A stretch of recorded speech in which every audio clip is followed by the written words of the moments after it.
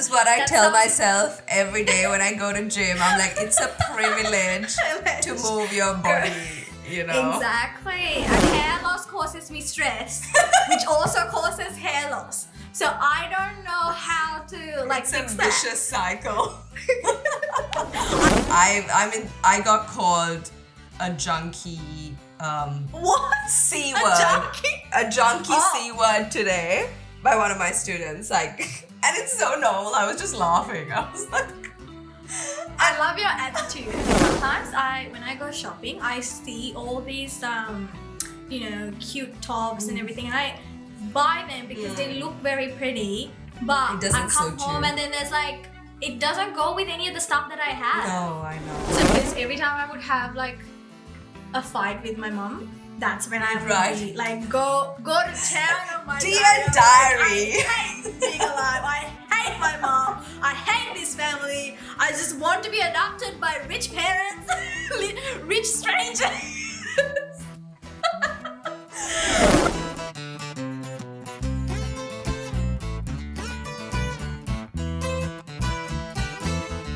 Respecting the traditional custodians, we acknowledge the Turrbal and Kaurna peoples as the original inhabitants of the lands now known as Brisbane and Adelaide.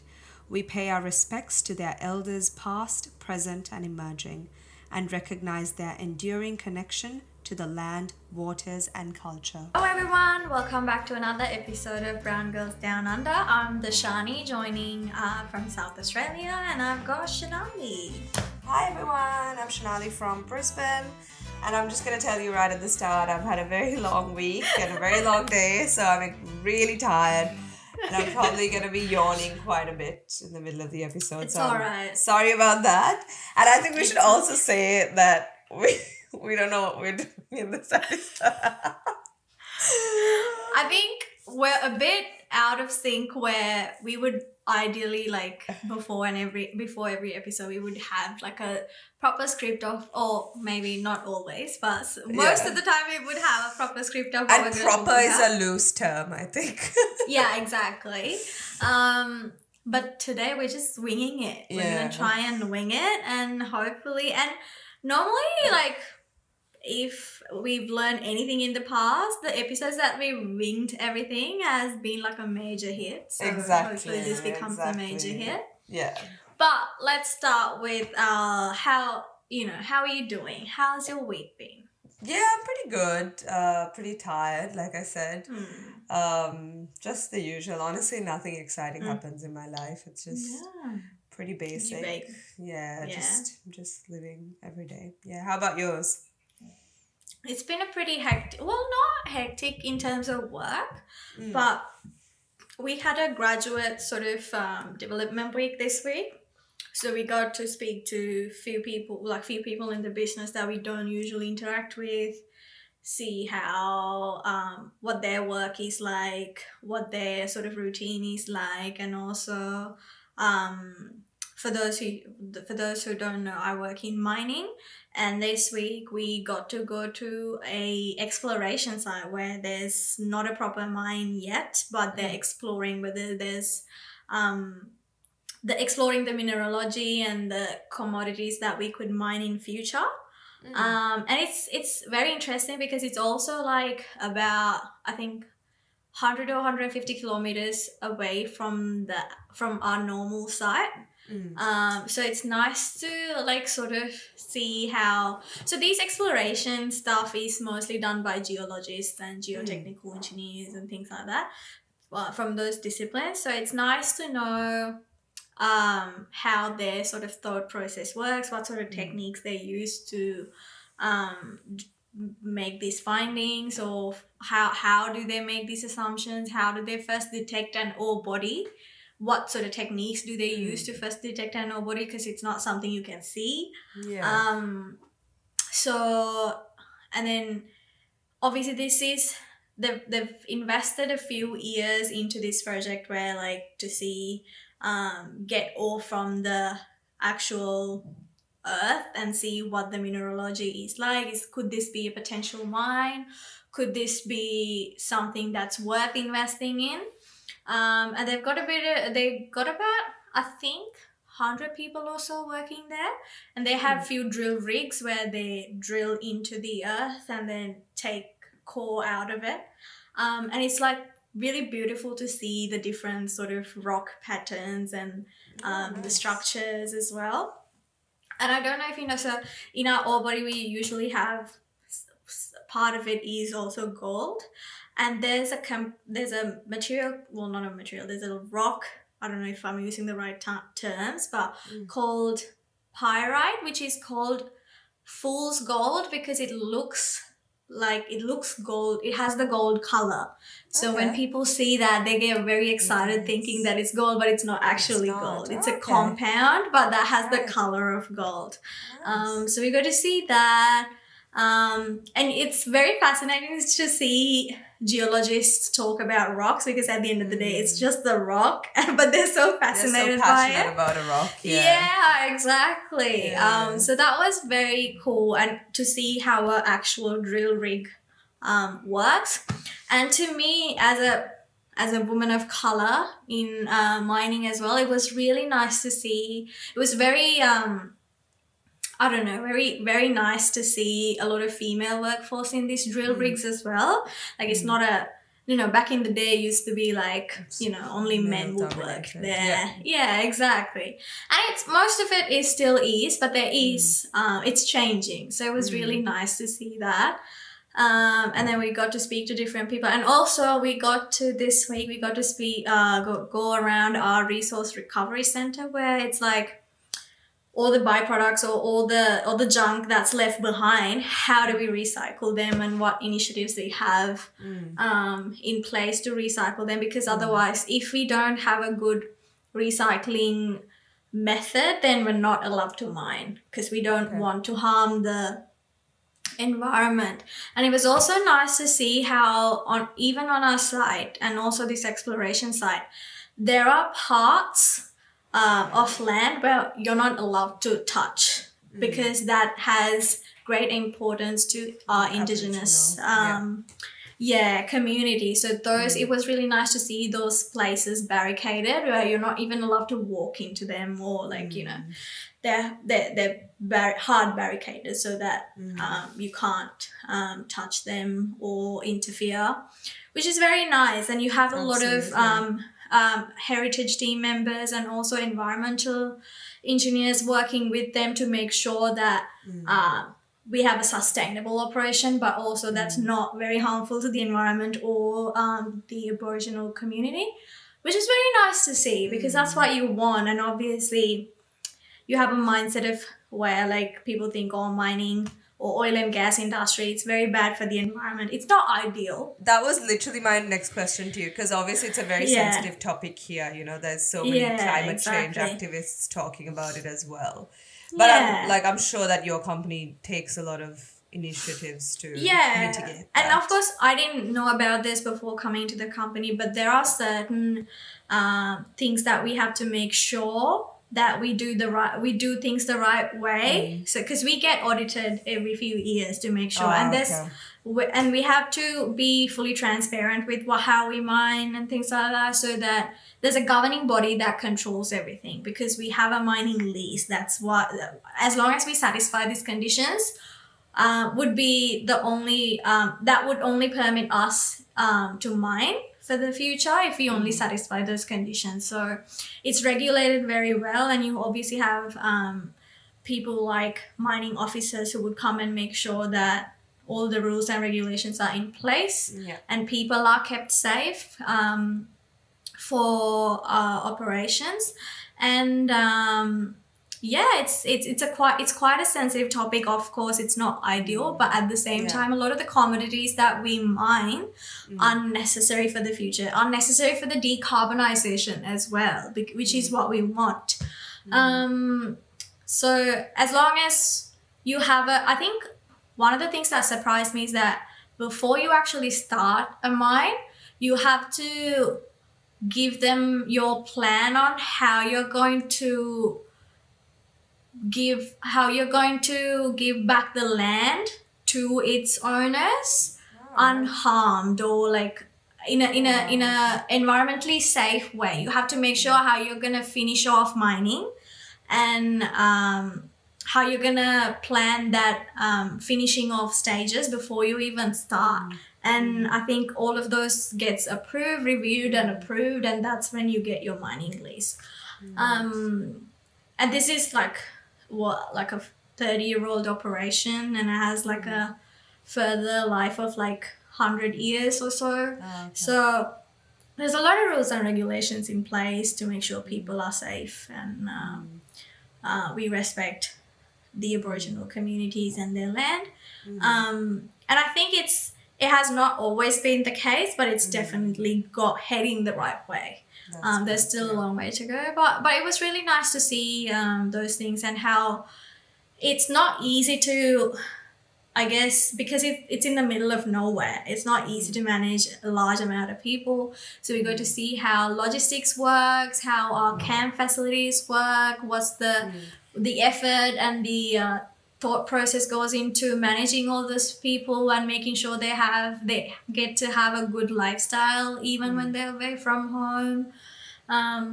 So yeah, it's a lot, but it's really nice to see how well thought that whole process is. Yeah. So yeah, that's very exciting. Yeah. But I was yeah, actually gonna like, this is something that did happen in the last week, but now that you mentioned Aboriginal communities, it just like came to my mind. So we had this thing called a twilight session. It's like a professional development session that we have kind of like once a term.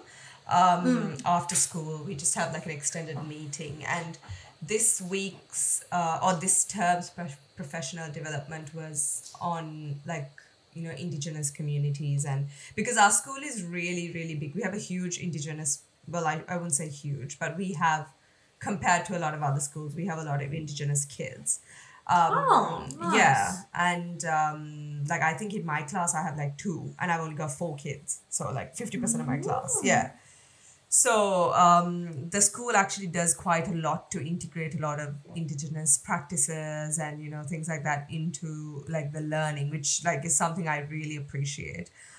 So this training that we did was also learning about the Indigenous communities, and the kind of struggle and the torture that Aboriginal people have faced over the years. And honestly, it's something that I didn't know. So I know this is not something that we were even planning on discussing, but I actually think it leads into our kind of topic that we were going to talk about. So I did notice that someone had asked, how we do the acknowledgement to country at the start of our podcast. Yes. Someone, I think from Canada or America, had asked, like, is that normal in Australia? And for those of you who don't know, it actually is. It's a very normal thing. Like, for us, like, I'm sure it's the same for you. At the start of every kind of gathering, any kind of like big or little gathering, we would acknowledge the traditional custodians of the land that we're on.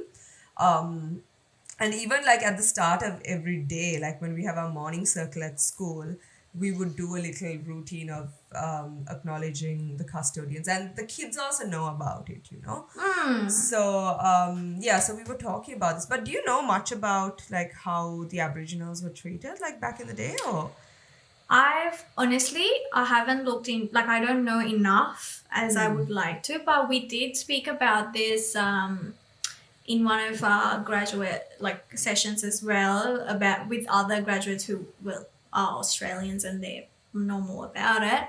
But they spoke about the stolen generation, what that was, and how when I don't know if it was the British, but whoever colonized them didn't want to. They wanted to wipe out the Aboriginals, so they took away the kids from all of their parents, and then gave them to, I guess, white families. Yeah, exactly. And it ended up.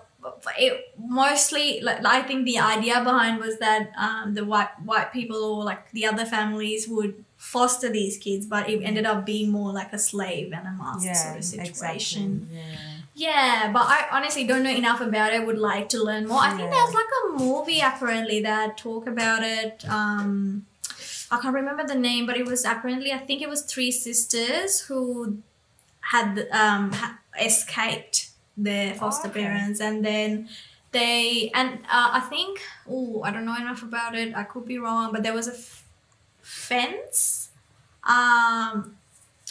that was around a certain community, and these kids escaped and then kept following the fence, and the stories about how they survived. Okay. And I think that's the one. But so we were given like kind of drawings, obviously done by like an Aboriginal artist, of each era of this whole colonization and everything that happened. And it was so, honestly, like, I was really sad about it.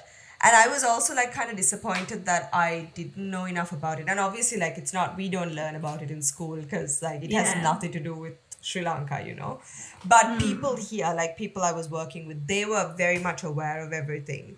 And you know how like Aboriginal people used to be, like Indigenous people were very connected to their roots, to the earth, to their families.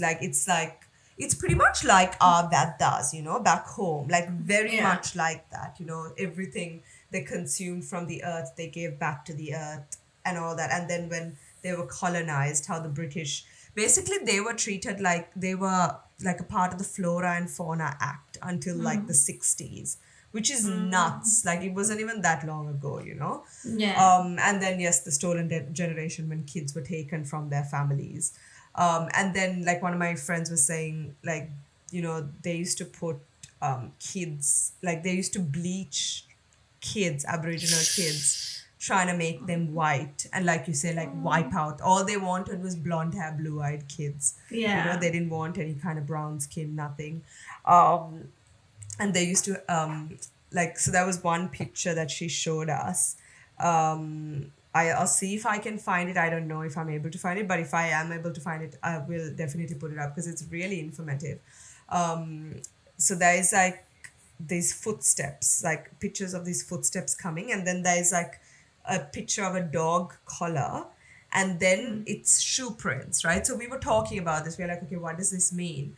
And then she explained to this auntie, like, how they refer to their elders as like auntie and uncle. So auntie, she was saying, Aboriginal people, some people were given a tag to say that they were respectable enough to walk in the community. So that dog tag was kind of something that they had around their wrist to be like, okay, now you put your shoes on. I know you're barefoot, but now you put your shoes on, and now you behave like a normal person, functioning person in the community. And like, it's just so disgusting, the way they were treated. And then like how some people were just forced to become like normal, like do normal jobs and, go to school, go to uni, go to work, whatever. Like, but then their roots were calling them back. So they were just like split between, two things. And there's a lot of obviously like trauma from the stolen generation, and that has continued even to date, like, but it actually hasn't been that long if you think about it. Like all this kind of ended in like the 1970s kind of, and that's like not even that long ago. Yeah, exactly. So, and that must have, like, imagine like when the kids were separated, they've lost touch with their culture, they've lost touch with their parents, and they've lost a part of their identity, and you're all of a sudden you're among this among the society that does not look like you, does not behave like you, does not have the same values. It must have been, I can't even imagine what that must have been like. It's it's so sad. And then there's honestly. like people arguing that Australia Day shouldn't be, should be about Australians, and I'm like, I know, this is the thing, right? Like, honestly, I was like fully like, just what's your problem? Like, if it's just like, just change it. If it means so much to a certain group of people, just change it. But after I heard all this, I was like, that's not even an argument. Like, you shouldn't even be talking about this. If they are saying that it needs to happen, like, it means so much to them, it needs to happen, like, yes, obviously it's like the people who are alive now, they are not responsible for that. But then you don't realize the trauma that comes from that, generations Exactly. who have missed You haven't out walked and- in their shoes. You don't know what it's like. No, exactly. And you're as a privilege to not know that. I know, that's the thing. Like, it's so sad. Like, I feel like there really needs to be more knowledge on that. And then I was thinking, while that was happening, I was like, it's the same with our, like, Vadi community, like, Sri Lankan Aboriginal, Indigenous people, Like, I feel like they are kind of getting, like, wiped out, or their communities are not. Exactly. And I don't think look, I remember like us learning about them like very briefly, but I don't remember seeing No. a lot of information about them, Absolutely which I not, think is a no. bit sad. Like it's It not is. even like, I feel like Australia does a better job at that. Like at least. Yeah, I mean, absolutely. they have to. Yeah, they have After to. what they did. Absolutely. Yeah. But even like New Zealand, like they are so proud of their culture and like, everything, Yeah. even the names that they use for cities are like very traditional names, Yeah. and people embrace their culture But do fully. you think, like I'm not fully across this, but do you think people were somewhat evolved by the time we were colonized from Vedas? Or is that why? I Do you don't feel know. like That's a great Vedas weren't question. like colonized? It was just a more evolved, not evolved even, like, I don't know how to describe that, more into like, yeah, I would say evolved is the right word, but more evolved into a certain type of civilization. But and then we got colonized after that. I'm not actually sure. Like, I think maybe we probably learned it in school at some point. It just like goes right over my head. Yeah. But if there's anyone who knows about Knows this, more about do it, comment yeah. and let us know so we can share about it. Definitely. I do But, remember who is that girl who does travel vlogs? Ooh. Like, she does like really, really good travel vlogs. Oh, Sienna. I know. Chanel, yes. Chanel, yes. yeah, like amazing travel vlogs. And she did one, I can't actually remember which part of Sri Lanka it was in, but it was like a Vadi community. And she was saying, like, after speaking to them, that, their community is getting smaller and smaller because their children don't want to carry forward their traditions and all that. And, it's very sad. So basically that guy she spoke to, she was saying that's probably the last of their culture because his kids don't want to carry it forward and they've moved into cities and all that. And Ryan and I were actually having this chat and we were thinking, like I was saying, I was like, obviously I didn't live like that, so I can't really comment on it, but I was like, man, it must, like, I would really like to kind of live that kind of lifestyle for a little bit if I didn't know about this lifestyle that I have now, if that's all I knew, like, hunting my own food, living off the earth, like, having baths in like the river, all that kind of thing, if that's all I knew, like, maybe I would be happy with that. But then he was like, yeah, but like, obviously these kids, maybe they were exposed to some kind of something where they saw the bigger world and they were like, actually, no. Yeah, obviously now with technology and everything, when That's the the kids thing. get exposed to that, they attract that, right? They're being attracted to that. Yeah. But I don't think the Sri Lankan government, like, I mean, everything and anything they do, I don't think they did a good enough job at preserving that culture or helping that culture evolve. Even with the help of like technology, you can still spread that cultural heritage, right? There's ways of doing it. There's ways that Australia, New Zealand does it. I mean, we really could have done a better job 100%. at preserving that, but and I think that is for sure is one of the reasons that now they're getting extinct. And we're going to lose that. Yeah. That's a bit really sad, actually. I know, absolutely. It is quite sad.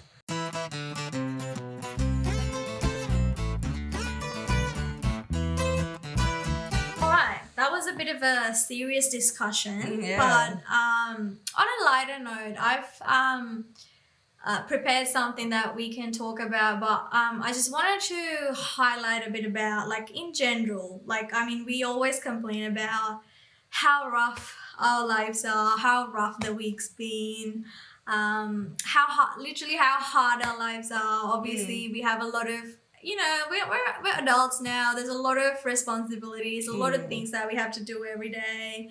And I hear people whinge a lot about everything that they have to do and complain. And I've had enough about it. I'm not going to say it. Where is this going? I'm confused. No. No, Are you talking about me? No, I feel attacked.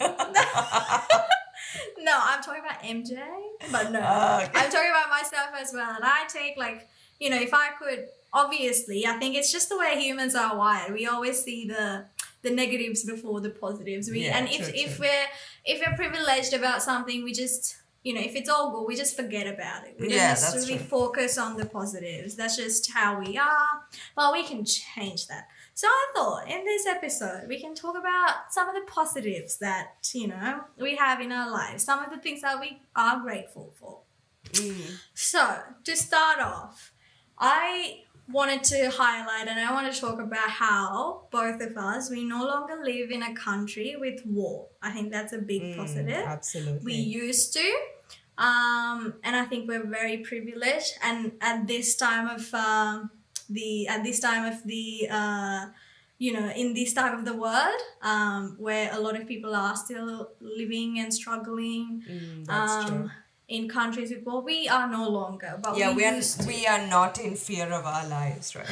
Yeah, exactly. And that's a big positive to have in your lives. And that's something that a lot of people, I think, take for granted. We don't necessarily think about it, especially us coming from a country that we used to struggle with 30 years of war. Do you have any sort of your experience? Do you remember? You must have been very young when it ended. Of course, I think I remember I was in year 8 or something. Yeah. So I was obviously a little older than that. But yeah, I remember I feel like we obviously grew, we were born into the war and then we grew up in that being said, obviously we are both from Colombo. So yeah, that's right. We were not in the thickest part of the war where we were still able to function and live quite normal lives compared to a lot of other people. But that being said, when the war was really, really bad, we were told by school and stuff to take precautions. And I think with my school, I'm sure it was the same for your school, because obviously it was like a leading girls' school in Colombo. We had a lot of daughters of quite political figures and all that. Yes, So military figures. And all that. So we had a lot of those daughters go to my school. So it was very, very high security, I remember there was a case of a girl, someone came in with a bomb and all this kind of stuff. Wow. Yeah. So then we were forced to wear clear bags, school provided really? School provided bags with our logo and everything. So it was from school and it was a school bag, so that we could see everything that was it was a see-through bag. So things like that, and then Ryan, something he told me, because one of his friends actually was killed in one of the suicide attacks in a bus. And it was Ryan said, he was actually meant to be on that bus. And then for some reason, he didn't end up on it, and it was his friend who ended up on it. And anyway, things like that. So many things that have happened that have happened to close people. But now we've just forgotten about it, because that was so long ago and that's in the past. But then I think recently, very recently, it was the anniversary of when the war ended. Yeah. Right? Yeah. So. But I think I agree with what you said. In our school, I remember because we were young, we didn't have sort of we knew it was happening. We knew it was bad and unfortunate, but we didn't have we weren't scared for our lives or anything. But I think we were even too young to realize that anything could happen any moment. But absolutely. But I remember as well, we used to have scanners every time you go through the school gate, they would have scanners, and they would there was one point where we will have to open our bags and literally show everything. Take out everything and all of that, and there was very tight security, and we were given ID cards things like that. But yeah, it was scary time. But I remember like my mom speaking about how I think she knew someone, like a certain family, the mother and the father would take two different types of public I've transport heard this so too. that in any case, at least, one would One parent survive for the survives. kids. Oh, that's Exactly. And horrible.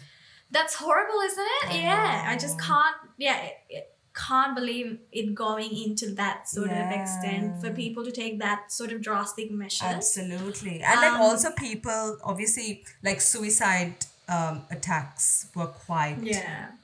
big, Yeah. you know. So Yeah, that's right. like there were a lot of those happening in like suicide bombers in trains and buses and all that. And I remember my parents telling us back then, you know, you need to be so grateful that we can actually afford to put you in a private mode of transport and send you, because you don't realize the value of that, because some people don't have that option, you know, and like they have to go buy public transport, and their life is just at risk all the time. So it's like so many things that, you know, we should be grateful for.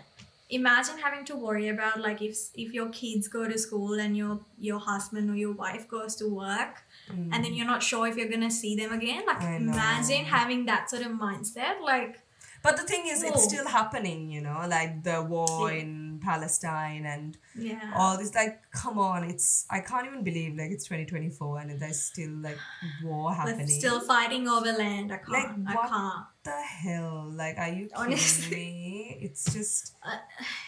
I don't understand. Like, I don't think. Sadly, though, unfortunately, I don't think we're ever gonna not have war. No. I think as long as we have people who are so hungry for power, it's just we're not gonna. It's sad. It is, but I think it's also the hard truth that we're never gonna not have any war. No, it's just gonna be. I don't think humans will ever be evolved enough to be that selfless or 100%. And it's just very sad. It's people who have nothing to do with anything that suffer, you know, like the people who are dying, like kids and like just normal people living their life. Has nothing to do with power. Yeah, they're the ones paying for it. Who are just trying to live their lives, and then, you know, they have to suffer the consequences of all this, because like some leaders who are in power can't just make up their damn minds or like, you know, fix things. Like it's so sad. Anyway, I really wanted to go in a positive direction. I'm sorry, I just keep dragging it down. Because you, like, now that you said it, like, you actually put me into perspective, because I'm like, I complain about everything. Yeah. Like, what am I complaining about? This is something I want to force myself into do, like, to be more aware of all the things that I'm lucky for or grateful for. Okay. True. Item number 2. We both still have both of our parents with us alive, and you know, we get to spend we obviously not as much time that we would like to, because they live so far away and they refuse to come here. How dare they? Exactly. But yeah, we still have absolutely both of our parents with us. You know, we still have, hopefully we have lots more time together with them, that we can constantly, you know, rely on them to, you know, comfort us and put us in the right path still. Actually, now that you say that, you know, I mean, this is probably something that should have come to my mind at the start of the episode, but I actually lost a friend of mine like last week. Yeah. So she was my age, and we were like in the same class together for like 11 years, same group of friends, same clique of friends.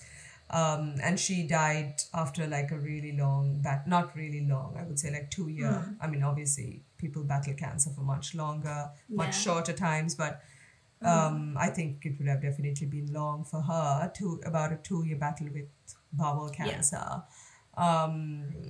And like I was thinking about this because last time I went to Melbourne, I visited her and I had to be somewhere else in the night. So I spent maybe like an hour or an hour and a half with her.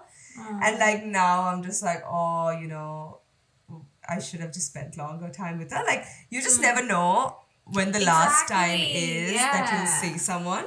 Like, I'm sorry, I keep dragging this in like really sad. No. That's fine. But I agree because I had the same experience. I have had the same experience.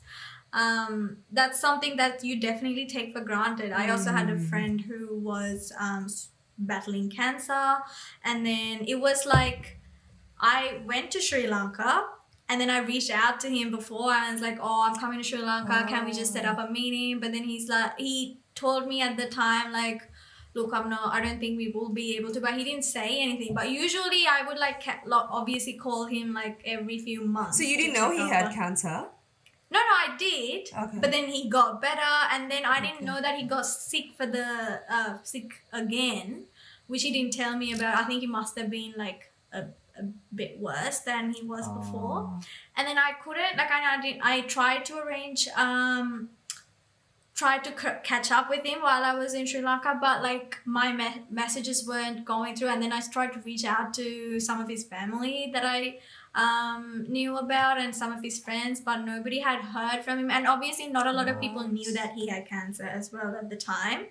And then for some reason I got like a very I don't know, the more I thought about it and then I got back to Australia and then I kept thinking about it, and then obviously because, you know, I was busy as well, and then I kept pushing it back, and then all of a sudden one day I kind of felt it was like, I don't know what it was, but I was like, I hope everything's okay. And then I started messaging a few people again, and then the day after that I messaged one of his friends, they got back to me saying, he had just passed away like a few minutes ago. And I was like, oh my God, that's just the worst feeling ever. And I was like so shocked because I went to Sri Lanka, I couldn't see him. I couldn't even talk to him or call him. So it's an awful feeling. I think some of our friendships, some of our relationships, we take things for granted. We don't check up on people. Absolutely. Which I think we really should, because we're constantly chasing things. We're constantly chasing our goals 100%. And everything, but we sometimes need to take a moment and then realize what we already have is so valuable and so precious. Yes, of course, we need to move ahead. We need to achieve goals and everything, but we also don't want to lose the things that we already have, right? And they're the most precious, and time is the most precious of all. Absolutely. Because you only get limited time with everyone. 100%. But yeah. But I do understand where you're coming from. So yeah. It happens to everyone, unfortunately. But yeah. That's the thing. Like, and then you think about, like, you know, silly fights and, you know, petty arguments and stuff. It's like, is it like even worth it? You know, it's really like not in the grander scheme of things. None of that is important. It's just like, you know how families fight over money and assets and all this rubbish. It's like, come on, like really. Just exactly. But yeah, well, that definitely gives you perspective about you know what's important and what's not. 100%. Yeah, and then I also want to say, like, we're both privileged enough to live in a country like, you know, Australia, where it's multicultural. You get exposed to all these different beautiful cultures, all the beautiful food, and, you know, you get so much opportunities. And I think you would agree if I said, like, we've both grown so much as like individuals by living here and by living here alone. Absolutely. And we've both gained so many skills that, you know, has added so much value into our lives, have made our lives so much easier. And that's definitely a positive. Not everybody is privileged enough to do that. Not everybody gets 100%. To do that. Yeah. And we're privileged enough to, like, move back and forth between our home country and Australia, which is a huge thing. And then I think we also need to acknowledge that we're both physically able or capable of leading active, healthy lifestyles, you know. This is what I tell myself every day when I go to gym. I'm like, it's a privilege to move your body. Exactly. Actually, true, because not everybody has that privilege, right? Absolutely. And that's something I think everybody needs to talk about. Like, everybody needs to be aware of and think about. Like, every time you don't have motivation to be active, like, you get to do this. Yeah. You don't have to do it. You get to do this. There's a lot of people Absolutely. who can't move. Who want to do it, but they can't. Yeah. Exactly.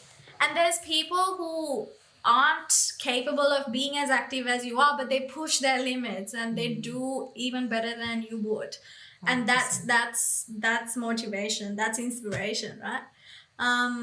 So yeah, that's one of those few things. And also, I've got a list actually. I can see you looking. I'm like, God, she's prepared. You said you were not prepared. Like, I feel like I did nothing for this episode. I was like, I knew we weren't going to have much material, but I was like, let me write down things I'm grateful for. Good job. Positive affirmations. Exactly. One of the love languages that we want to practice. If you haven't listened to that episode, we'll link it here. Exactly. Go check it out. And we also want to highlight that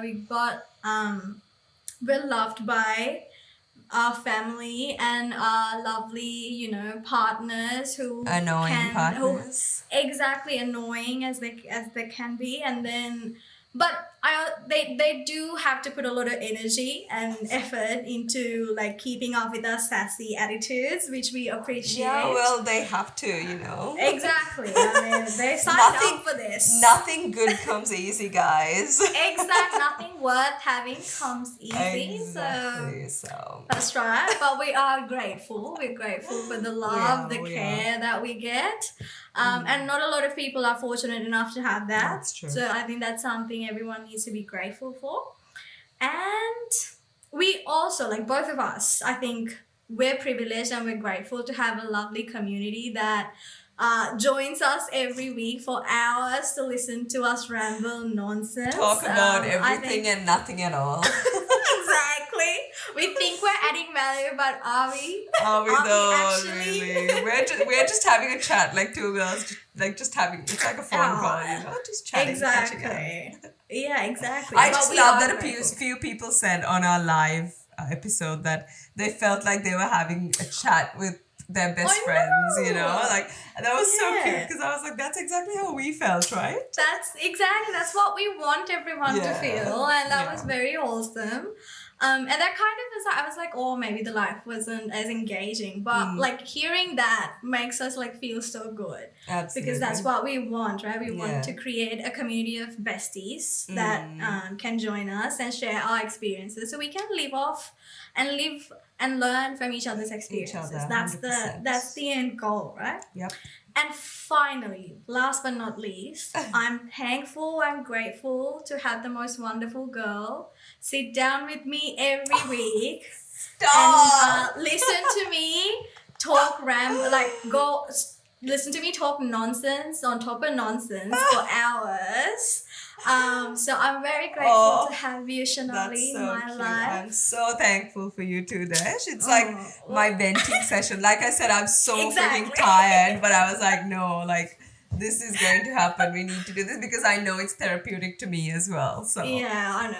I think it's one of those sessions where we recharge for the next. Because we usually record it at the end of this and at the end of a week.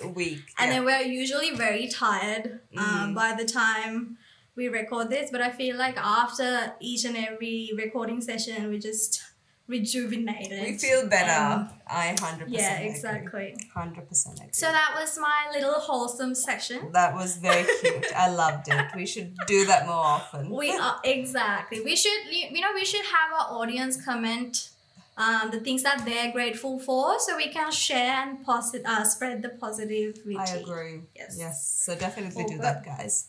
Yeah.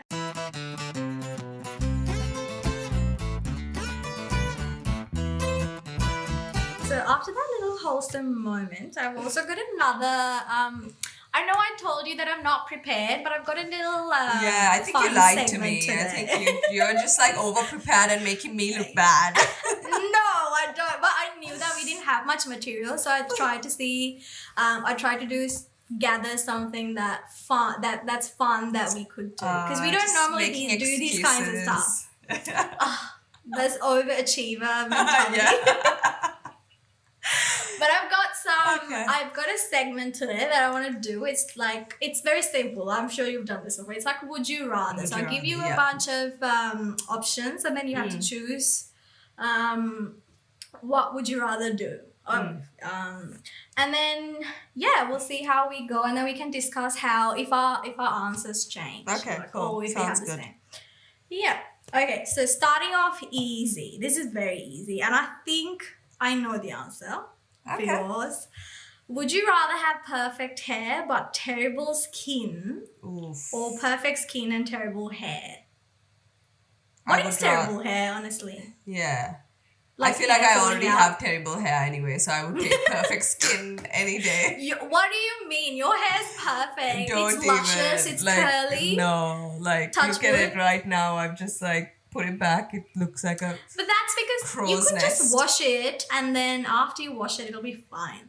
Says the girl with straight hair whose hair is always flawless, so don't even. Yeah, but it falls out pretty quickly. You know what? Some people say that if you're stressed, it causes hair loss. Yeah. But then my hair loss causes me stress, which also causes hair loss. So I don't know how to fix that. It's a vicious cycle. I really don't know, because every time I see, it's good, because sometimes what I do to not stress out about my hair falling out is take my glasses off, because then I can't see. You can't see it, right? Yeah, exactly. I guess that's the only way that I can. Do you actually have a lot of hair fall though? Yeah, I do. Are you sure it's not normal, or is it's not the normal amount? So 100 to 150 strands of hair losing per day is I've heard people doctors and everyone say that that's normal. That's normal. But I think it's more than that. I don't know if it's because of, in winter I use hot water to shower. Yeah. And Adelaide's water is not that good anyway. So yeah. I don't know if it's because of that, but I feel I don't know, man. Maybe but I've started to take hair vitamins that sort of stops hair fall. But the minute I stop taking those vitamins, it starts again. It falls back I again. know. Yeah. There's so much hair on the floor. I feel like there's more hair on the floor than on my head. It's ridiculous at this stage. So I don't know. I feel like obviously I haven't seen it, but your hair looks fine. So I feel like you're kind of overthinking it. It is thinning though. It's I'm getting few potential bald spots. So I'm just a bit worried. Are you using rosemary oil and all that? I've just started to, so it's helping. It's definitely helping. So I've started regularly oiling my hair now, which I think helps. Yeah. But I don't think the hot water and everything that helps it either. And At I least used to wash. It would be hard though in winter to have cold showers. Yeah. But you kind of have to sometimes what I do is that I stick my hair like that in cold water. I don't let it touch my body. I'm trying that. Yeah. Sometimes that works. Things you have to do. I know, right? God. Yeah. So, but what is your answer to that? Oh, I think I would have perfect skin. Yeah, same. Hair, really. I think I can rock. I think I don't know how my head's scalp is, or my head is shaped, but I think I would go bald if I had to. I think that at least that way you just have skin all over. And I feel like you can manipulate. Do you have to wear sunscreen on your scalp if you're bald? If you're bald, so, right? yeah, 100%. If you're bald, you have to. Because that's the first thing that's exposed. That's true. They say even for us, with hair, we need to take sunscreen right into our hairlines.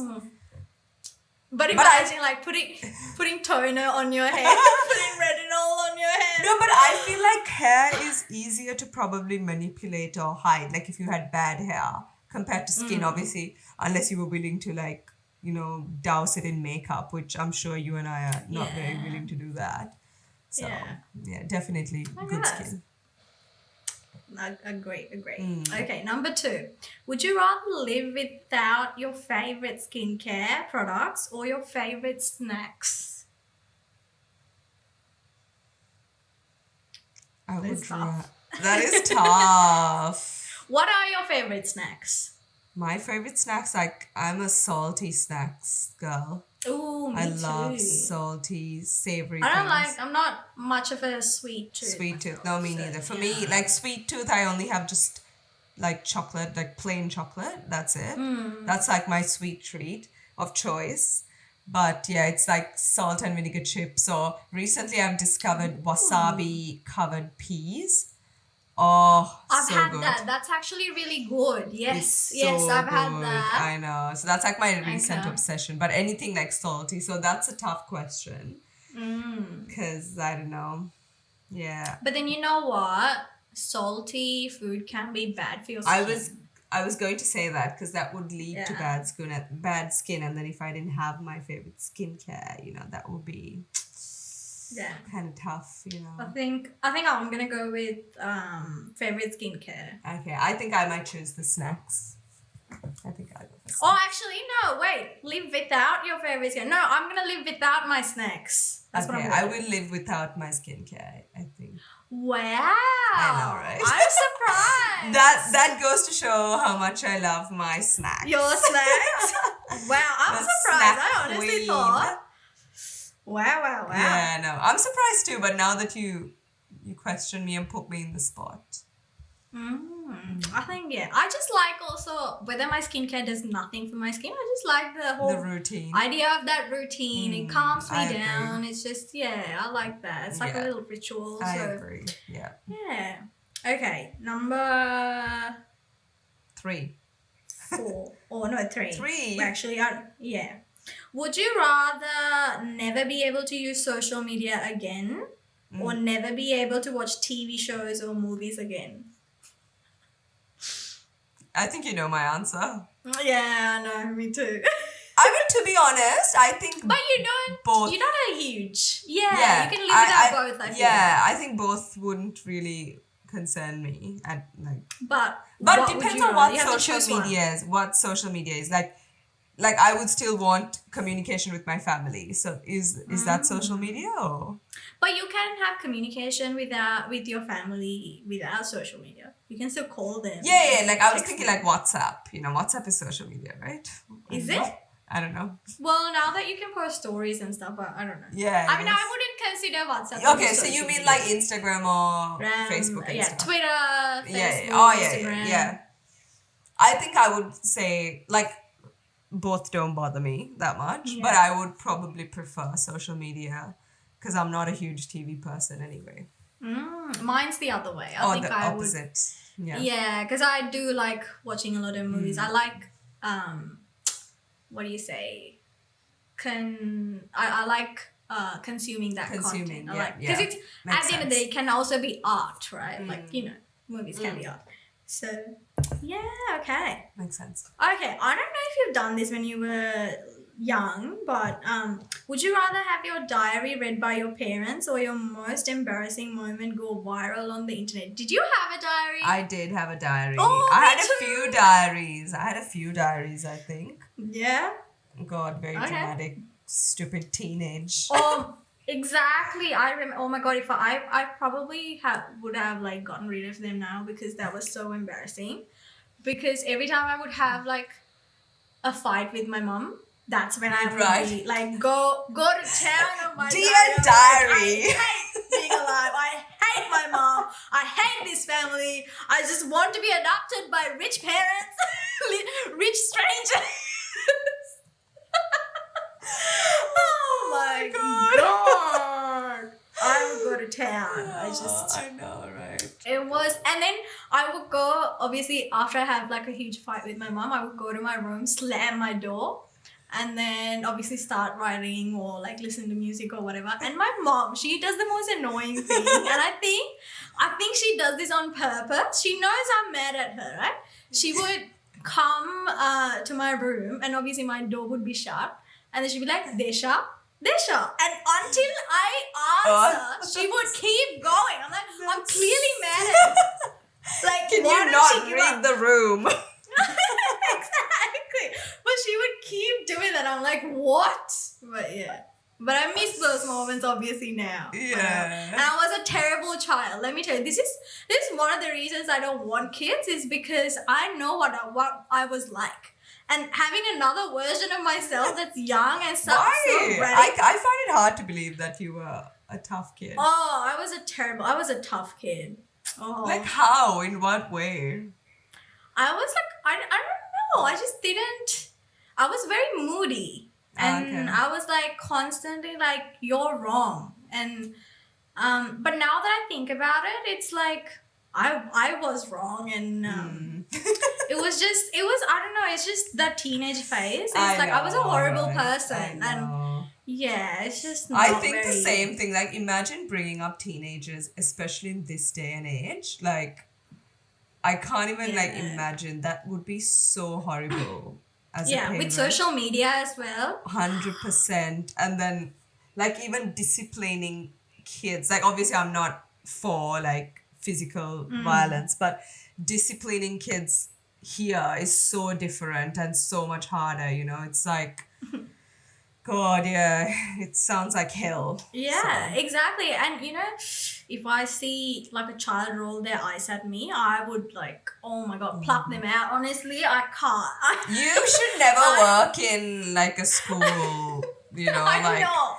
I got called a junkie What? C A word. junkie? A junkie C word today by one of my students. Like, and it's so normal. I was just laughing. I was like, I love your attitude. No, but that's you know how, I mean, obviously he's like from a very high trauma background, but like it was so funny. And then like I just get kicked and punched and, you know, oh my flipped God, off. you're getting abused. I'm getting flipped off on a constant daily basis, you know, and I'm just like, you know, so it's fine. It's good. I mean, it's a good attitude to have. Yeah, and I'm just like, these are not my kids. I don't care. Like, whatever. These are not my problems. No. Like, once you're at school, you are. But after you, like, leave, like, you know, your parents can deal with you. Like, I can't, you know, so whatever. Yeah, right. But again, what would you rather have your diary read by your parents? I think I would have my diary read by my parents. Yeah, because it'll probably just be rubbish anyway. Like, just me. Exactly. It's probably be like, I about hate my everything. family. I don't want to eat this crap. I'm going to run away. Like, I'm going to pack my bag. If I had to drink Colacanda one more time, I would kill myself. It would be that. Trust me, it would be that. Oh my God. They must have had a good... I know my mom's read my diary a couple of times. They must have just been laughing, you know, about it. Like these dumb children. I know, right? Oh my God, the issues that we had back in the day. I was like, why was this a problem? Like, I honestly don't understand. No, but then if you think about it, right? Like, I feel like those issues were actually good issues, like, compared to some of the issues parents have with their kids now. Yeah. Oh, that's true. That's true. You know, so... But then now I'm thinking, like, kids these days, I see a lot of these kids, they're like such brats, right? And the parent, I don't know if it's because of the way parenting has evolved now, or it was, like, I honestly don't know whether the parents have gone soft, or I don't know. But because I remember back... Yeah, I remember back in the day, like, my mom had to just look at me and I would have my shit together. I will have my shit together. She just... And I knew that after, like, if we were outside and she gave me that look, I didn't want to go home. Because I knew, it wasn't going to be I'm in trouble, yeah. I think kids have a lot more control over things and they know it. Like, even in schools, that's the thing.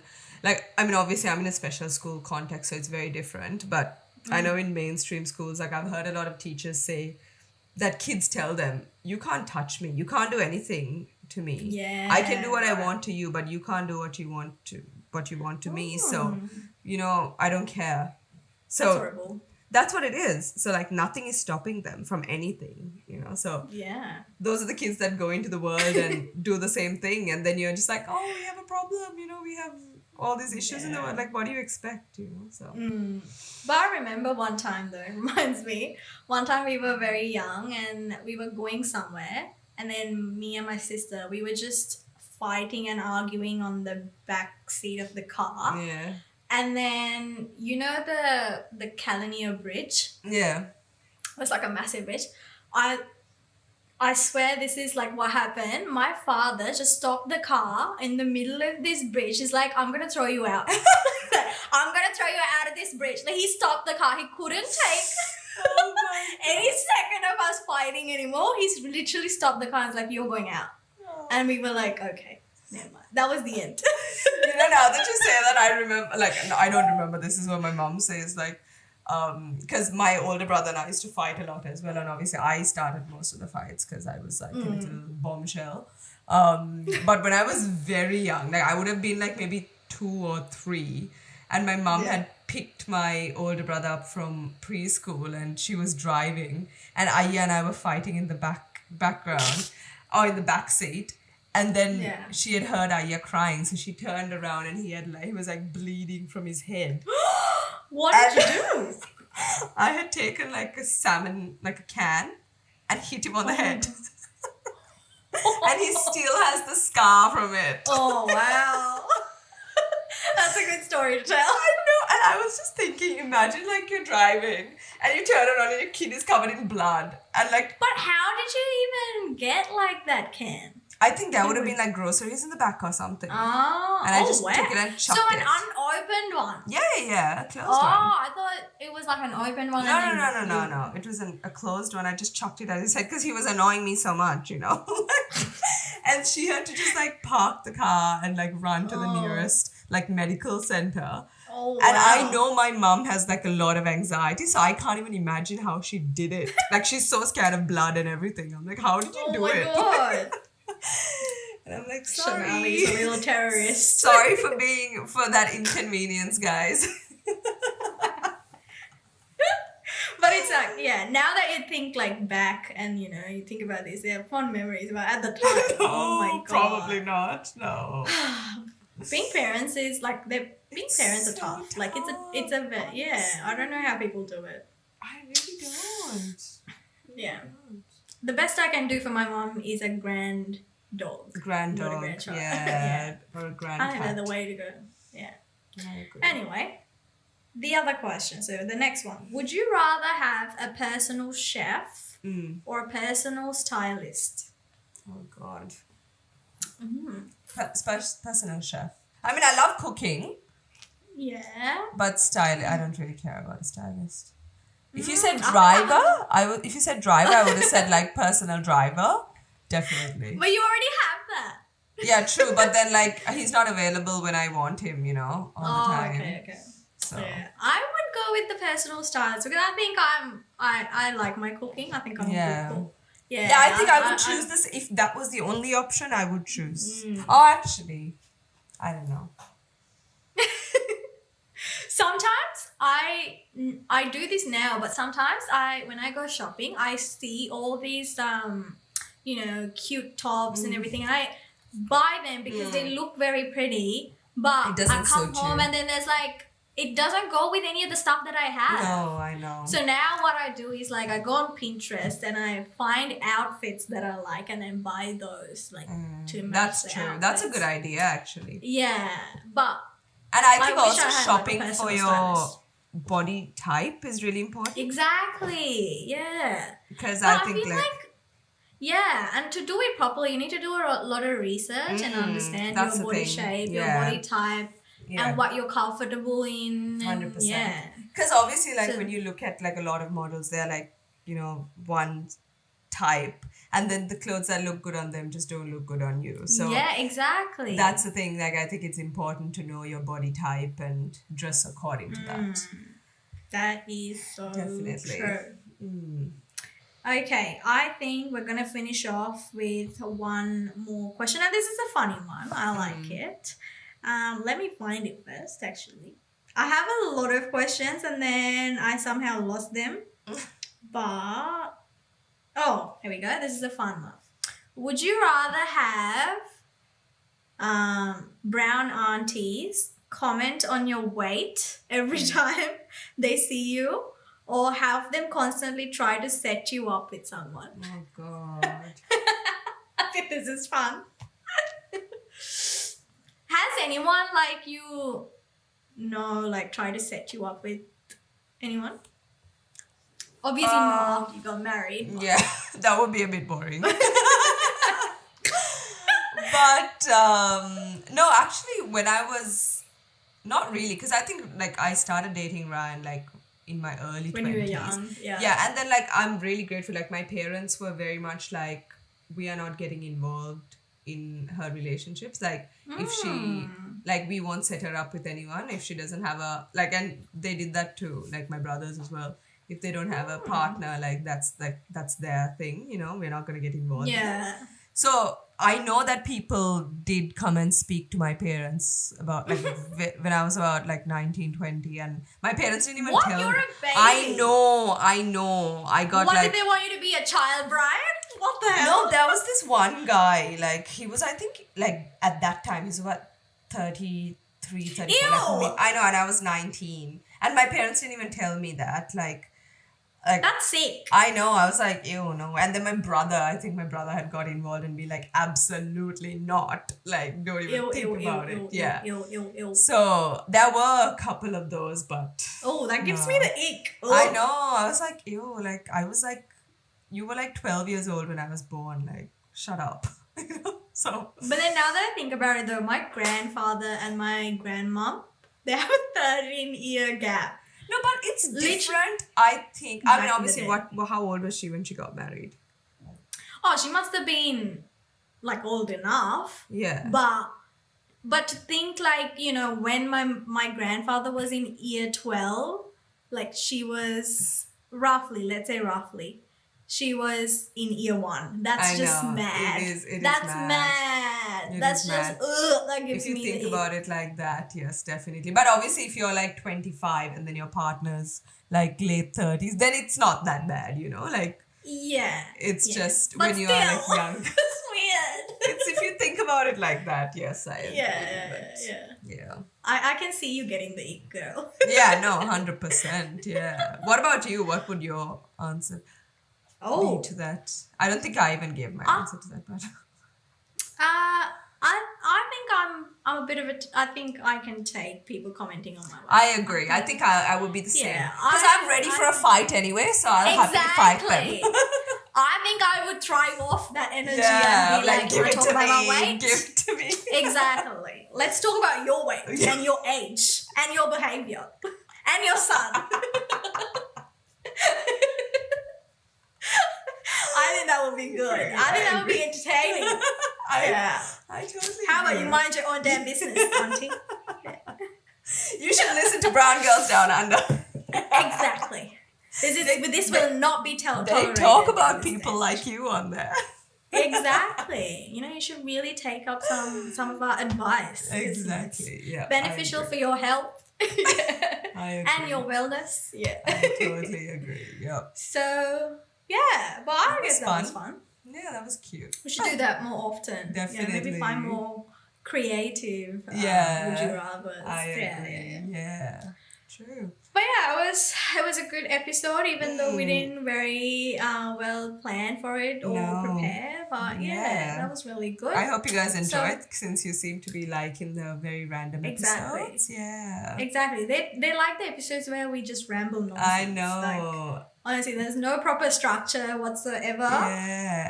And thank you so much for your messages as well. Like, I think we've got some really cute messages over the last few days. Like, someone sent a video of their dog watching us and like yelling at the TV, which, you know, I'm sorry about that. That's probably my voice. Yeah. But, we may have traumatized the dog. But yeah. But it was really adorable and just cute to see everyone enjoying it. And so, people, like, you know, girls, when our episodes get delayed, they message us and ask about it. So it's really cute. I really love that. Yeah, I know. There's this one girl who's like, just want to make sure that you're uploading your episode this week. Just, you know, want to follow up and make sure that you haven't forgotten. I was like, I love this. Thank it kind you of for pushes keeping us accountable. Exactly. Yeah, exactly. Yeah. Totally. Love it. So yeah, we hope you really enjoyed this episode, and we hope you have a lovely week ahead, and we will see you again next week. Next week, definitely. Bye. Thank you guys. Bye.